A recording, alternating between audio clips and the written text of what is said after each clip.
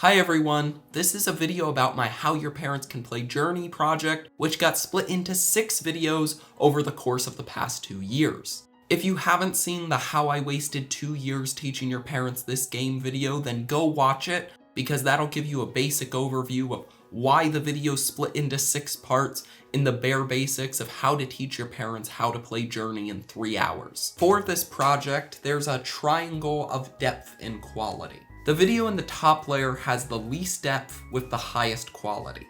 This video in the middle layer has more depth but a bit less quality. The original video was called How Your Parents Can Play Journey in 3 hours, and this is all about going through the very specifics of the Journey testing process. I talk about issues that could come up in each stage, and overall this older video is the one video you want to watch if you do plan on guiding a non-gamer through Journey. I hope you enjoy. Bye. Hey, you, person who clicked on this video, have you ever tried to introduce someone to video games only to have them stare at the floor, walk into walls, then give up in 5 minutes? Yeah, me too.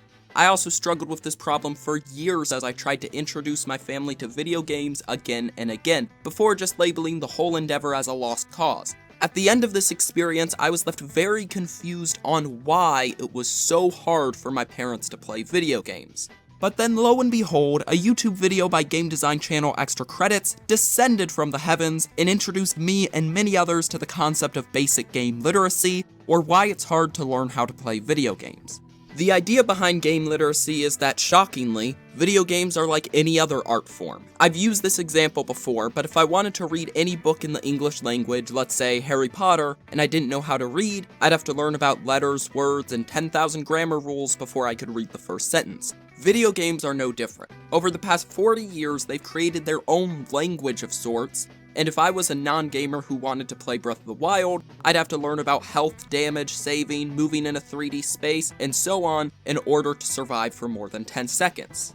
Now, here's where the problem is. Extra Credits video states if you wanted to learn the English language, you could Google books for a beginning reader, and find hundreds of phonics books ready to teach you how to become literate in the English language. However, according to them, there are no good places for non-gamers to start when learning how to become literate in gaming's language. I even emailed Extra Credit staff about this, and they told me there was no real consensus on what video games non-gamers should start with. Not one that's particularly helpful anyway.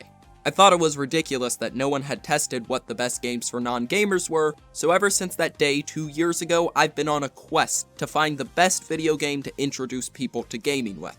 And after years of testing, creating supplemental phonics book-like programs, and cataloging hundreds of test results from wonderful subscribers, I think I found what is currently the best way to introduce anyone to gaming.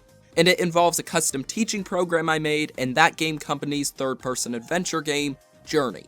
Basically, what I did was I created the free phonics book-like video game to introduce new players to the concept of moving around and interacting in a 3D space. Then, I tested that training game and Journey together with a YouTube friend of mine and his parent. I looked at the results of that run and modified my training program to make the next run of Journey better. Then more volunteer non-gamer testers and their coaches ran through my revised training program. I edited my program based off their feedback, and I ran the next full test of the game plus Journey with another YouTube friend. And finally, we ran 4 more full tests of non-gamers playing my game, then Journey, and found out that non-gamers can beat both games in an average time of 2 hours, 57 minutes, and 25 seconds, while all unanimously having a great experience by the end. If you've barely heard of Journey, go get it. It's on Steam now, and if you want to be extra cool, you can get on Epic Games Store and support me by using my creator code right here.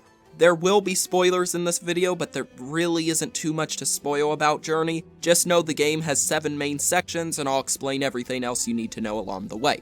I'm Etra from Etra Games, and I'm here to guide you through my crazy experiment so you can use my custom training program to teach your non-gamer parents, friends, and loved ones how to beat Journey in just 3 hours, as well as maybe convince that game company to hire me as their new favorite intern along the way. Who knows? Anyway, enough intro, whatever, intros are garbage, let's begin.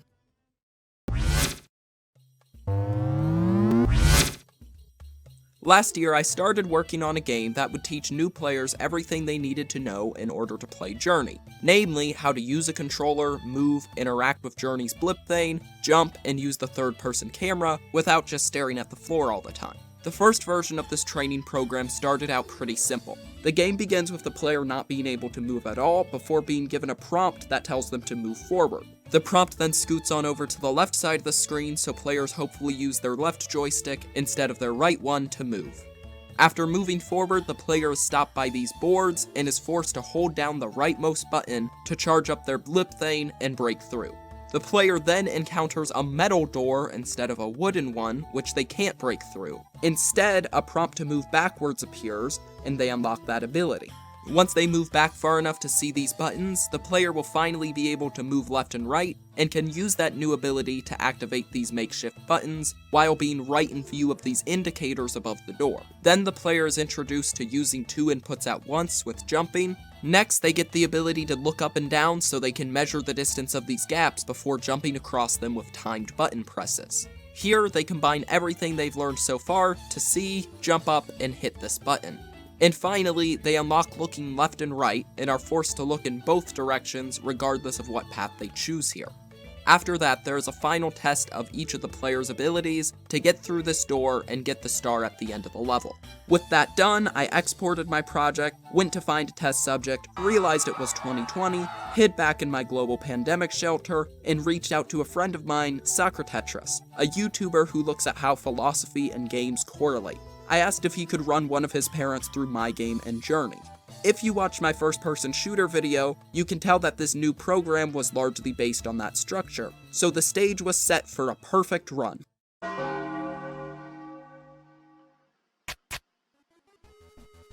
Oh, I can't swim. You probably can't. There's a big wall in front of me. There's probably water on the other side. So what do you see in front of you? A wall. Yeah, what's on the wall? Rocks. Pebbles. What's on the ground in front of you? Grass. And what's on that grass? Wood. And other than the wood, what else is on the grass? Oh, these 2 trash cans. Okay, it's the X button. Ooh. You hit the ball. There was certainly quite a bit to fix and clarify about the program, but our first volunteer test subject still made it through the game, albeit in 25 minutes, which was nearly double the time I hoped for. And there was one additional note in Socratetris' report that greatly worried me about his parents' playthrough.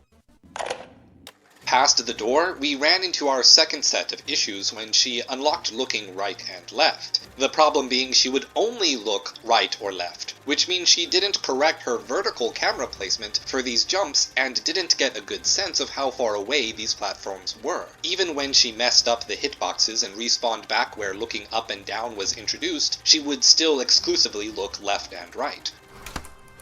Keep that in mind. Fortunately, even though the experience was a bit of a struggle, the training program did its job, and when Alex's mom started Journey, she wasn't staring at the floor! The first stage went really well, but in the second there was a significant rough patch. First of all, she had no idea that using the blip on a select few of these cloths would build a bridge. On top of that, Socratetris told me, However, when the cutscenes of the bridge being put together were shown, my mom didn't pay any attention since she was busy trying to figure out why her character just disappeared. She then wandered about looking for an exit, all the while completely forgetting the bridge's existence, until I eventually redirected her. And at that point, she was even confused about why she would want to cross the bridge. But hey, after that, things were great in the third stage where she received help from these wonderful magic carpet guides. Stage 4 had her sliding across the dunes and mastering her basic abilities. And Stage 5 was fine until she reached here, where multiple issues stacked up on top of each other to make this jumping section very difficult. First, our tester was only looking left and right or only up and down, never diagonally, which wasn't super helpful. On top of that, it occurred to me that even though our new player made jumps in the training program with ease, they were all what I'll call horizontal jumps to platforms of the same height. Jumping to a platform of a different height was a new concept for our test subject. Finally, and maybe most importantly, Journey didn't test our new player on their ability to jump for an entire hour. And this led to 20 minutes of failed jump attempts in this area, immediately followed by 20 more minutes of failed jump attempts in the 6th stage as she struggled to climb this tower. Socratetris noticed that even on top of all of that, the physical amount of inputs required at once on her controller increased in this section after a long plateau. Me and Alex have a great discussion about this, flow, and the intended speed of Journey in the test results collection video I'll link to at the end. After these nightmare jumps, the final stage went really well. That is, if you ignore this freaking bridge jump that randomly makes a player lose 7 minutes of progress if they fall, and I want to find whoever thought this was a good idea and ask them why. Why would you? Thank you for creating Journey. It was great, Alex. I had a lot of fun. Now, just so you know, I've been exclusively focusing on the negative things that happened in this playthrough, so I can talk about how to alleviate said issues. With that said, it is very important to note that even with all the bad things I mentioned, Socratetris' mother still really enjoyed the game overall, which is something I can't say about the other first tests on this channel. In the end, his parent finished my training program in 25 minutes, and Journey in 3 hours and 20 minutes, leaving her with a final time of 3 hours, 47 minutes, and 44 seconds, which is alright, at least relatively speaking in comparison to other tests on this channel, but with 40 minutes of failed jump attempts alone, I knew that things could be much better.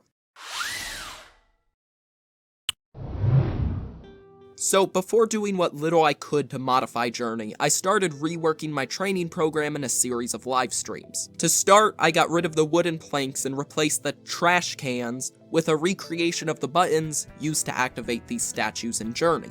Except when hit, these switches don't just glow. Instead, they move their light orb over to this indicator so the player can clearly see what activates this door. For the first door, I now have the player perform a light blip on the switch.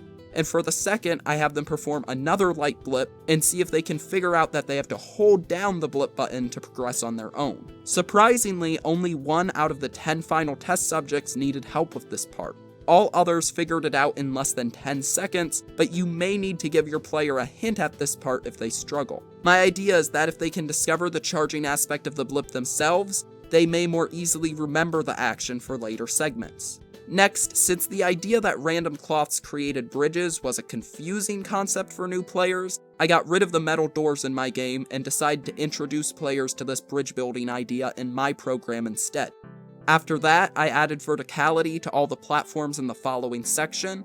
This covered timing jumps to platforms higher and lower than the player. However, this didn't let the player practice turning their camera and jumping in diagonal upward directions, like in the tower stage. And that's where this giant tree that's been sitting in the background comes in. I got rid of the previous turning area, put the final button room from before in the sky, and built a path up to that room which forces the player to rotate their camera left, right, and diagonally upward in both directions to make all these various jumps. I also added one more element to this tree. I noticed that our first player was having trouble with these blip-boosted jumps, so I remade these cloth tapestry swarm thingamajigs. Look, nothing in Journey has an official name. The closest I could get for these friendly fellows was cloth homies, so please cut me the tiniest bit of slack when discussing these elements. Anyway, to end the new tree section off, I test the player's skills with one final particularly difficult jump we'll see mentioned again a bit later.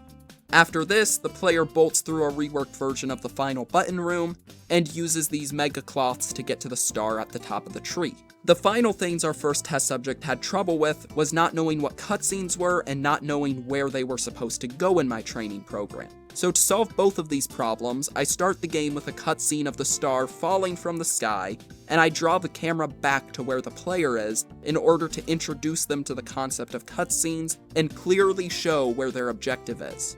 With their camera locked in the beginning, and the star being up in the tree, the star should be at the top of the player's screen for the majority of the game. Soccer Tetris also had the fantastic suggestion of sloping all the terrain upward. Since the player knows that the star is up in the tree, they know they have to go up, and if they catch themselves moving down, they may subconsciously detect that they are going the wrong way.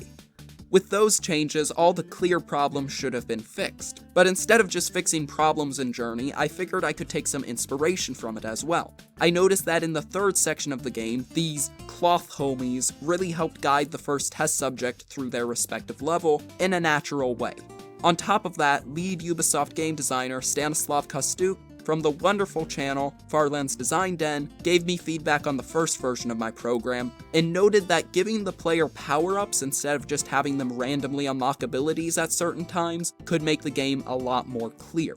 So while live streaming for 10 hours straight, I decided to combine these ideas and make a guide that dropped power-ups for the player. And in that live stream, we did more than just make an accidental thick mode. Chat really brought our light buddy to life by giving it its name, All-in-One Movie gave it sunglasses, someone else started a cult, and after a good amount of revisions, an artist by the name of Vermix made the final design, and quite a bit of fantastic fan art followed, all of which you can see in the official Light Buddy art gallery I added to the game shortly after. Thanks to all who helped me then, the stream was fantastic. Now, this wonderful little creature guides players through the program, and because of the love for this little guy, I figured that helping him get home to his space family was a better end goal incentive for new players than getting a gold star. And with the program basically complete, I figured it would be best to test it out with non-gamers first before having my next YouTube friend's parent try it and then Journey. Before I passed the program on to complete non-gamers, I watched my somewhat gaming experienced mom play through the project, and the only note she had was that I was very mean for making this last jump so difficult.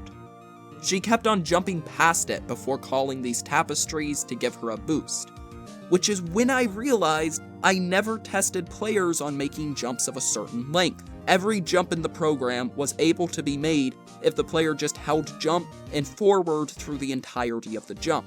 So I made these 3 jumps shorter to force players to let go of the joystick or move it backwards before landing their jumps. That way the skill is learned and then practiced again for this jump at the end. After that, I reached out to you lovely people, and some of you tested the program with your parents. In the very first test, everything went perfectly, and the non-gamer test subject made the previously difficult final jump on their very first try, then got confused on what they just did, walked off the edge, and then struggled to make that same exact jump a few times, but we'll pretend that didn't happen. This was followed by another perfect test, and one more after that. The final 2 test coaches asked if I could translate the game for their parents. So I added a translation system, and got support from these wonderful people to add quite a few language options to the game. Sadly, in the next test there were many technical difficulties and issues that all culminated at this somewhat beautiful moment. For Chad Midget, and I've got to add those variables. I'll probably forget, and just some mom is gonna press the M button, and they just...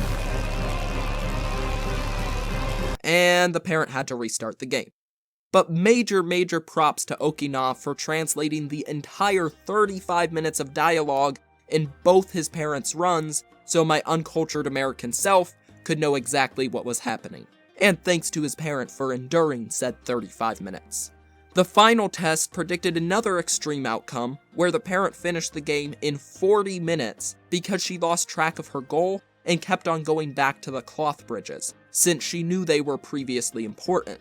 Her coach stayed mostly silent for the sake of the experiment, and could have directed her, but we were both at a loss on how to fix this issue without adding some sort of additional direction system. Regardless, even with that extreme outcome, the final average time for people to complete the revised training program came out to be right at 20 minutes and 4 seconds.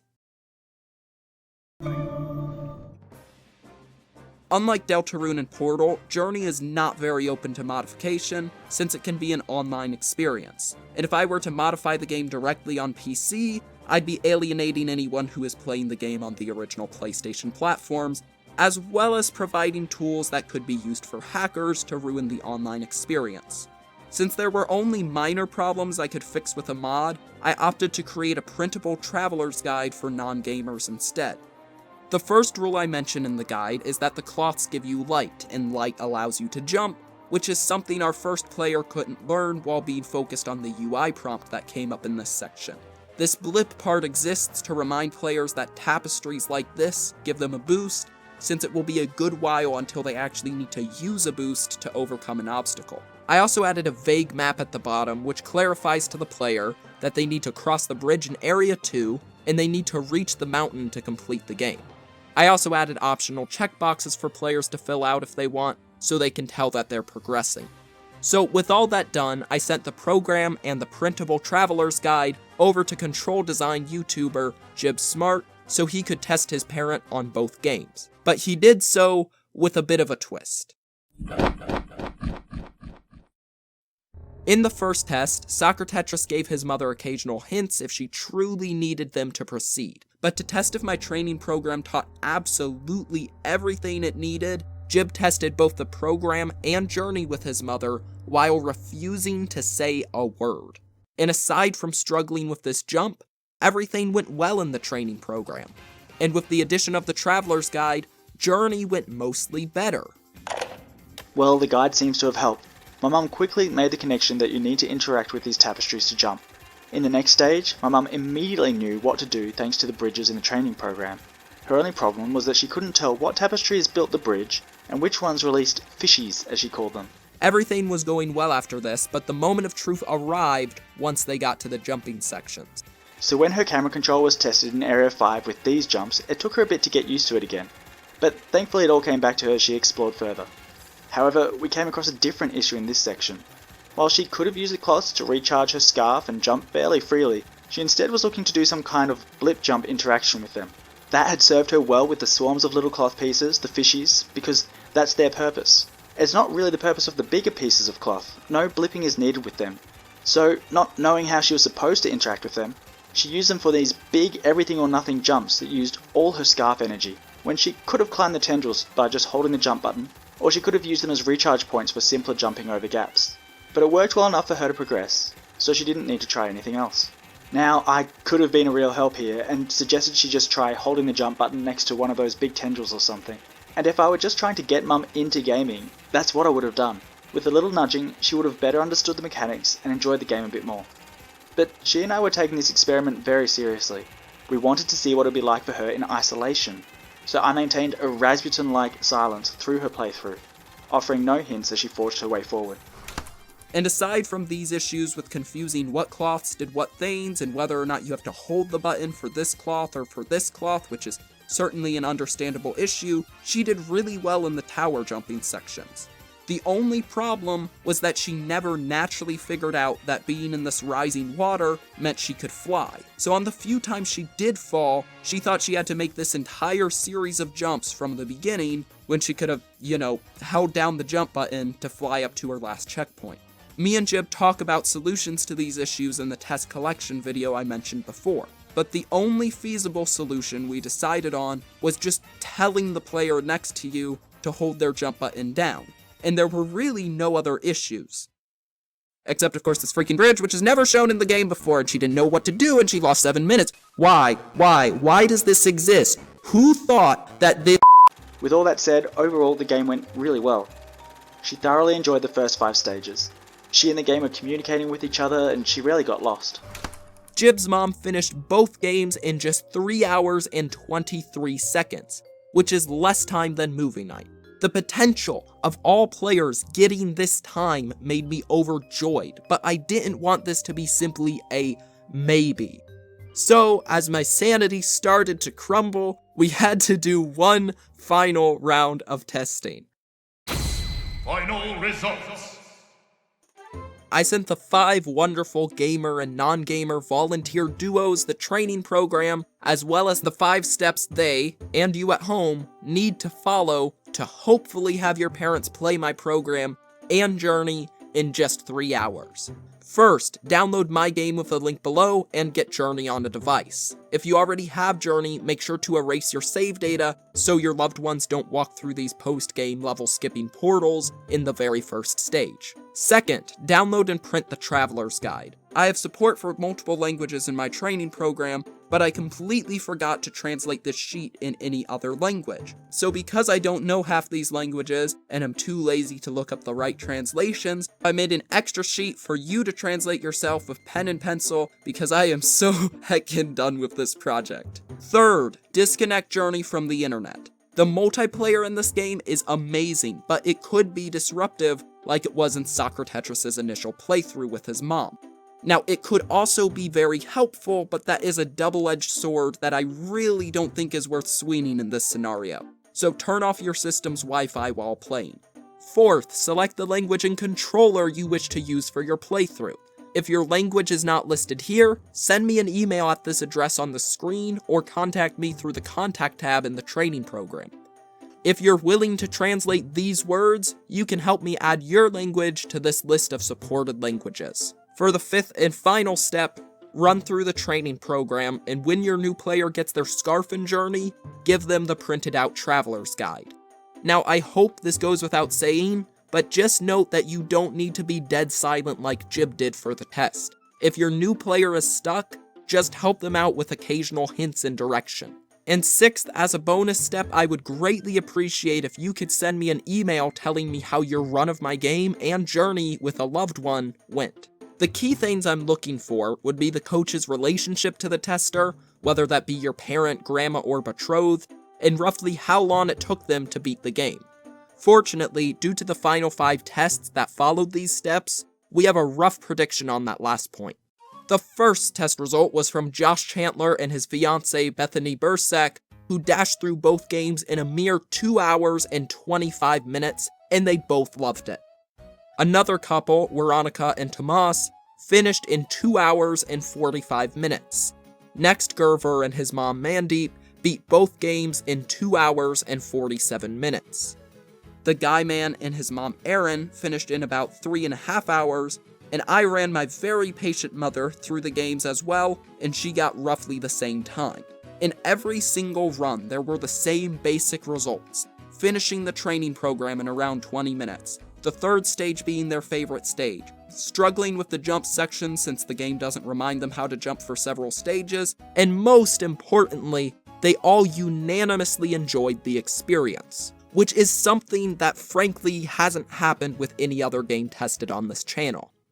Oh yeah, and almost all of them fell off this freaking bridge thing because I am extremely dumb and forgot to warn them about this. Who put this here? Why? Why would someone...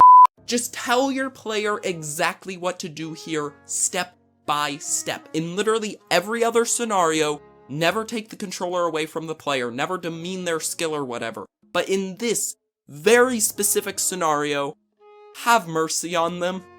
With all the runs accounted for, it leaves a final average time of the training program and Journey combined to be 2 hours, 57 minutes, in 25 seconds, or as you can probably pitch it, less time than movie night. If you're watching Avengers Endgame, however, we'll ignore that caveat. But, Etra, you may ask, 2.5 hours to 3.5 hours is still quite a range. How do I get my players to lean more on the 2.5 hour side of the spectrum than the 3.5 hour side of the spectrum, and generally make their experience better overall? I'm glad you totally asked. Consider this the tips and tricks section of the guide video. None of these are really guaranteed to help, but they are patterns I've noticed in the very little testing we've had. Starting from the top, first of all, you can use a keyboard and mouse to play my game and Journey. However, I recommend you use any of these controllers instead. I was afraid to give new players controllers before because they were weird and new to them. But it seems that in general, people who use controllers got used to pressing 2 buttons at once quicker than those who used a keyboard and mouse to move. My guess is that non-gamers are afraid to press 2 buttons at once on a keyboard because doing so would usually mean messing up whatever email, work document, or Facebook post they were writing. Next, finishing the game over a course of a day would be optimal. As noted earlier, Journey certainly doesn't allow players to practice certain skills like jumping throughout the entire game. Each test that split playing the game over 2 or 3 days, even with the help of replaying the training program, went over 3 hours. So if you and your non-gamer can beat Journey within a day, chances are you'll do so quicker than average. After that, learn what flow is. You can watch one of these 2 videos I made for exact examples, or Google the term to see what it's about. But in this case, you only want to give hints to your player when they are getting frustrated. If you explain absolutely everything to them, that can quickly lead to boredom. Of course, experience with technology and experience with playing other video games before is another factor that will likely help your player get closer to 2.5 hours. But the final factor you're probably wondering about is how does age affect the overall playtime? You saw me mention that couples had a lower time than the child-parent duos who were also tested. However, if my previous program that taught FPS games is anything to go by, age doesn't actually seem to make much of a difference here. In my FPS program, regardless of age, players finished the game in about 12 minutes if they had no previous gaming experience. Instead, what made the biggest difference was relationship. Non-gamer friends, siblings, parents, and grandparents all finished my previous game around the 12-minute mark. But romantic partners made a consistent difference by beating the program in around 9 minutes, or roughly 75% of the average time. And we seem to see that reflected in the Journey tests here as well. One of the testers, Josh Chandler, pointed out that his fiance's experience watching him play games likely helped her beat Journey in a quicker time than anticipated. And it makes complete sense. A non-gamer that has a reason to watch games and understand them definitely has an edge over those who never watch people play them at all.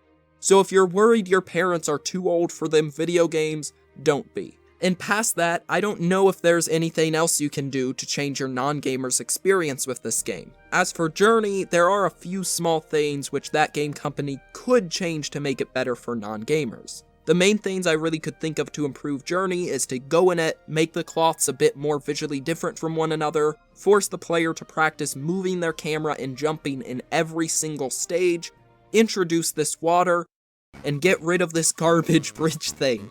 And as much as I've been dunking on that point throughout the entire video, so you remember to help your loved ones out in that section, I have to reiterate that Journey is one of, if not the best video game to introduce non-gamers to gaming with. There is no massive amount of new concepts thrown at the player, the narrative gets straight to the point, and the environment generally guides players along the right path. There is so much here that I am certain that game company tried to account for non-gamers, but may not have been able to fund enough testing in this very specific minute category. Regardless, the fact that anyone can now beat this game in just 3 hours while having a great time is something unheard of. All you have to do is download my program and free Traveler's Guide below, disconnect your system from the internet, and then give your player the Traveler's Guide once they get their scarf. That is it.